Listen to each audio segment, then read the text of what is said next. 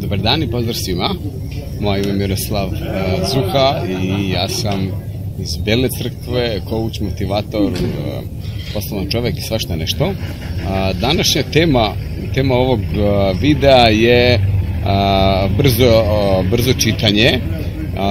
Govorio sam o knjizi Tonija Burzana, brzom čitanju, i gde ima u njoj i testovi koje radite, na taj način se usavršavate, postajete sve brži i brži.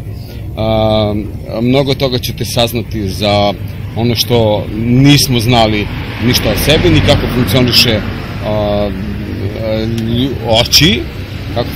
oči, ljudski mozak, kako se šta pamti, i pokazat ću vam i primer kako se brzo čita. Naučit ćete to iz same knjige i skinut ćete aplikaciju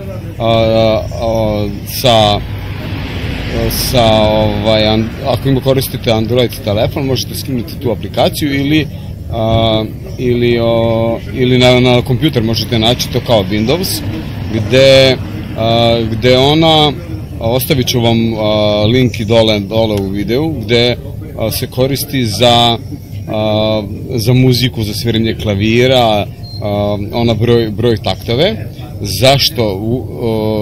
Znači, pustite, to čujete te taktove, namestite vašu brzinu i ona radi tak, tak, tak, tak i krenete sa čitanjem. Zbog toga da ne bi vam lutale misli, da vam nešto drugo ne bi odvlačilo fokus, nego se usredsredite na te taktove koje čujete. A sada ću da vam pokažem i jedan primer iz same knjige kako brzo čitati. Prosječan čovjek čita negde 200 do 300 reči, a kada uđete u štos to će biti po 2-3 hiljade. To znači da bukvalno možete za sat vremena pročitati jednu knjigu. Stvar je u tome da bez obzira koliko sporo da čitamo, da se trudimo da to nešto zapamtimo, to će da uradimo svega, u stvari zapamtit ćemo svega jedno 50%, ali onda hajde da to ubrzamo mnogo brže, pa neka zapamtimo i onda samo 50%. Da ne shvatite što hoću da kažem. A na ovom primjeru je, u stvari kao što i u knjizi piše, da fokus je jako bitan i mi svi, i kada vozimo auto, mi pratimo belu liniju, pratimo onaj put ispred, sa strane je sve što je prošlo, mi smo to ipak vidjeli, ali se nalazi samo u našoj podsvesti, nije nam bio fokus, tako i kada nešto budemo čitali, učili, sve se to nalazi u našoj podsvesti i hajde da zapamtimo bar tih 50%, a na koji način? Pa tako, kao kada bi rekli dečak Perica je pošao u školu, a ako kažemo samo dečak Perica, mi ne znamo šta on radi, ali kada imamo sve reči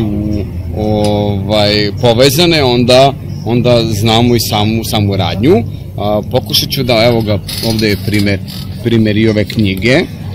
To znači da možemo uzeti prstom, olovkom i krećemo da čitamo, kažemo, znači ovo je sve zajedno, devojčica je rekla, da gospodine, ali se nije pomerila ni milimetar. Znači idemo ovako, 1, 2, 3, 4, 5, 6, 7, 8, 9, 10, 11, 12. Znači, najbolje bi bilo kada je uzak pasoš ovako, možete iz dva prsta onako povlačiti i sve što se nalazi, tako povlačiti po dva prsta i sve što se nalazi tu, na taj način to oko i snima. I nemojte se plašiti, vežbite vaš mozak i sigurno ćete znati da prepričate ono šta ste čitali i šta je pisac hteo da kaže.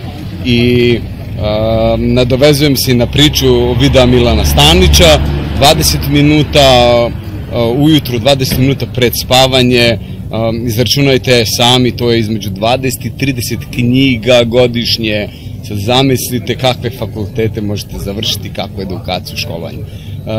Bilo mi je drago za danas podeliti sa vama ovaj video u ovom predivnom danu i nemojte jednog dana kad budete odlazili gore da pitate gde je raj, jer ste u njemu već i bili ili jeste sada. Hvala, ćao, pozdrav.